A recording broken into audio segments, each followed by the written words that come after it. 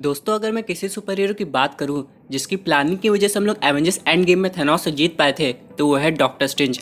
अगर doctor strange इतना future ना देखते तो यहाँ पे सुपर हीरो को कुछ समझ में नहीं आता और लोग थैनोस से फाइट तो करते लेकिन हार जाते।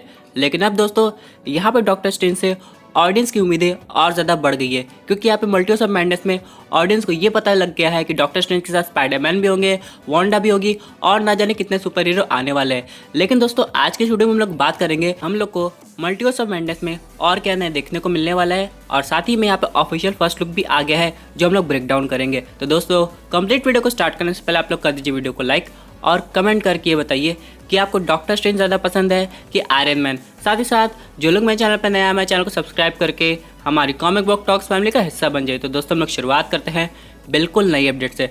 सबसे पहले हम लोग समझ लेते हैं, यहाँ पे एक प्लॉट आया है जो बताता है कि इस मूवी में हम लोग को ईवल डॉक्टर स्ट्रेंज भी दिखाई देंगे। दोस्तों, आप लोग को पता है कि यहाँ पे जब डॉक्टर स्ट्रेंज नॉलेज एक्वायर करते हैं तो किसी के भले के लिए कर रहे होंगे, दुनिया को बचाने के लिए कर रहे होंगे, रियलिटी को ठीक करने के लिए कर रहे होंगे।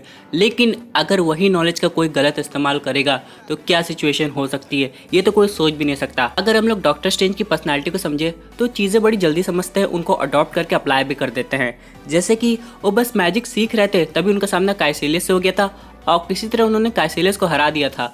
इन सब के अलावा उन्होंने डोर मामू को भी हराया। यानी दोस्तों, डॉक्टर स्ट्रेंज को अगर कोई बीट कर सकता है तो वो खुद है।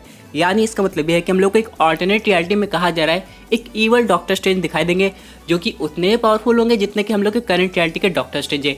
इसका मतलब क्या है दोस्तों, मूवी के बीच में या फिर एंड में हम लोग को इन दोनों के बीच में फाइट दिखाई दे सकती है। और ये जो ऑल्टरनेट रियलिटी के डॉक्टर स्ट्रेंज है ये रिस्पॉन्सिबल होंगे डार्क डायमेंशन को अपनी यूनिवर्स में लाने के लिए। यानी वो जो अर्थ होगी उसमें ऑलरेडी डोर मामू का राज होगा जो कि डॉक्टर स्ट्रेंज के साथ मिलकर काम करे। हाँ दोस्तों, सुनने में काफी अजीब लग रहा होगा लेकिन ऐसा पॉसिबल हो सकता है। और यहाँ तक कि वो जो इविल डॉक्टर स्ट्रेंज है उनके पास भी टाइम स्टोन होगा।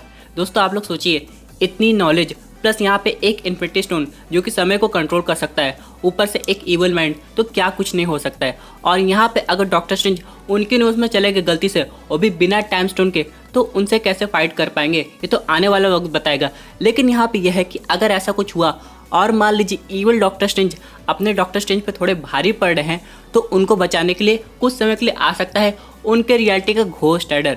जी हाँ दोस्तों, उस यूनिवर्स में सिचुएशन ऐसी होगी जो हम लोग के अच्छे एवेंजर है सब वहाँ पे इवल दिखाई देंगे, लेकिन सिर्फ एक कैरेक्टर ऐसा होगा जो कि ना इवल है ना कि अच्छा है, वो है घोस्ट राइडर। चाहे हम लोग अपने करंट रियलिटी की भी बात कर ले, वो एक तरह का हम लोग को एंटी हीरो के रूप में नजर आता है। तो ऐसा कुछ हम लोग को देखने को मिलने वाला है। तो दोस्तों, अगर ये घोस्ट राइडर का रोल कियानो रीव्स करते हैं तो कितना अच्छा रहेगा, क्योंकि अगर हम लोग बात करें अपने करंट मार्वल सिनेमैटिक यूनिवर्स की तो यहाँ पे तो ऑलरेडी एक घोस्ट राइडर एग्जिस्ट करता है जो कि हम लोग को दिखाई दिया था एजेंट्स ऑफ द शील्ड में। तो यानी दोस्तों, अगर सिनेमैटिक यूनिवर्स में कोई दूसरा घोस्ट राइडर लाना है जो कि ऑल्टरनेट रियलिटी से बिलोंग करता है लेकिन उसकी हाइप काफ़ी अमेजिंग हो, तो कियानो रीव्स होने चाहिए।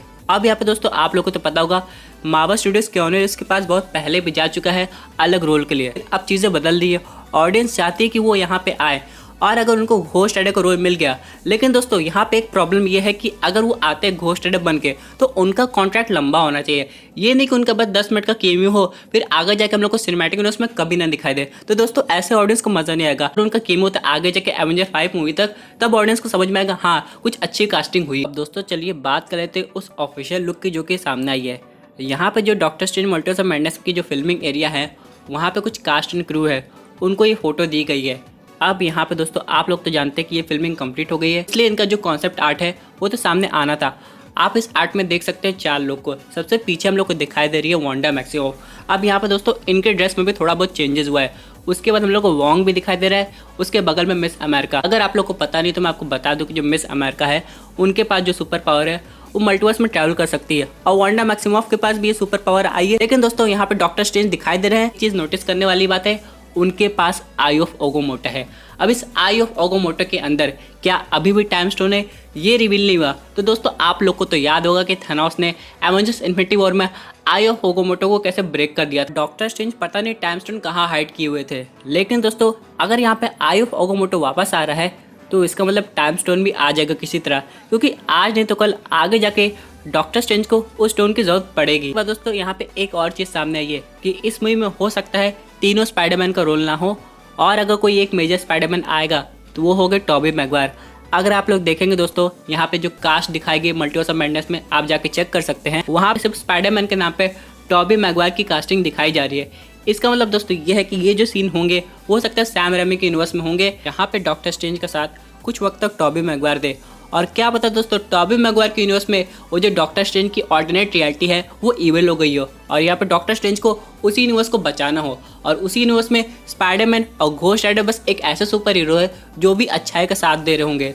लेकिन दोस्तों अब यहाँ पे क्वेश्चन आएगा कि जो इविल डॉक्टर स्ट्रेंज है उनका रोल कौन प्ले करेगा, क्या वो ये करंट एक्टर होंगे या फिर कोई और। दोस्तों मेरे हिसाब से अगर ये करंट एक्टर ही वो रोल प्ले करते हैं तो ऑडियंस को देखने में मजा आएगा, क्योंकि जो एक्टिंग के जो सीन है वो काफ़ी चेंज हो जाएगा। Doctor Strange Multiverse of madness की जो स्टोरी है वो स्पाइडरमैन की एनिमेटेड सीरीज जैसी लग सकती है। इसमें डॉक्टर स्ट्रेंज और स्पाइडरमैन के साथ टीम बना के नाइटमेयर को हराने की कोशिश किए थे। और यहाँ पर दोस्तों एक समय ऐसा भी आया था कि डॉक्टर स्ट्रेंज तक गिव अप कर दिए थे और एंड में पीटर पार्कर को नाइटमेयर को हराना पड़ा। अब यहाँ पे अगर आप लोग ध्यान देंगे, नाइटमेयर की ये वीकनेस है कि अगर उसके सपने से कोई डरे ना तो अपने आप हार जाएगा। और उसने पीटर पार्कर को अंकल बेन का सपना दिखाया था कि पीटर पार्कर की सबसे बड़ी जो रिग्रेट है यही है कि उसने अंकल बेन को नहीं बचा पाया। लेकिन दोस्तों वहाँ पे हुआ कुछ उल्टा। यहाँ पे अंकल बेन जो पीटर पार्कर के नाइटमेयर में आए थे वो पीटर को अच्छे से समझा देते और बताते कि उसकी कोई गलती नहीं थी, जिसकी वजह से जो नाइटमेयर का सपना है वो खराब हो जाता था और वो कमजोर पड़ जाता था। और यहाँ पे पीटर पार्कर डॉक्टर स्ट्रेंज सब मिलके उसे हरा देते थे।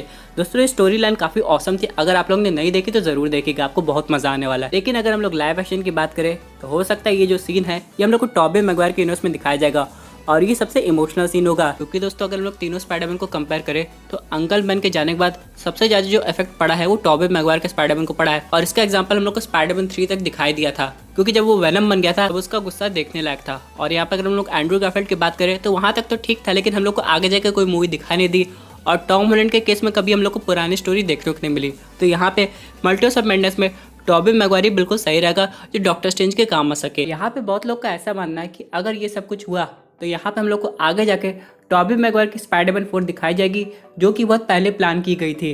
लेकिन अब ये देखना है कि टॉबी मैगवायर एंड्रू गारफील्ड मिलके स्पाइडरवर्स बनाते हैं कि हम लोग को सिर्फ स्पाइडरमैन 4 दिखाई देती है। इन सब के अलावा दोस्तों बात करते हैं अपने अगले अपडेट की, जो कि आ रही है शी हल्क की टीवी सीरीज से। यहाँ पे दोस्तों हम लोग को एक फोटो दिखाई दे रही है जहाँ पर हम लोग देख सकते हैं मार्क रफेलो को।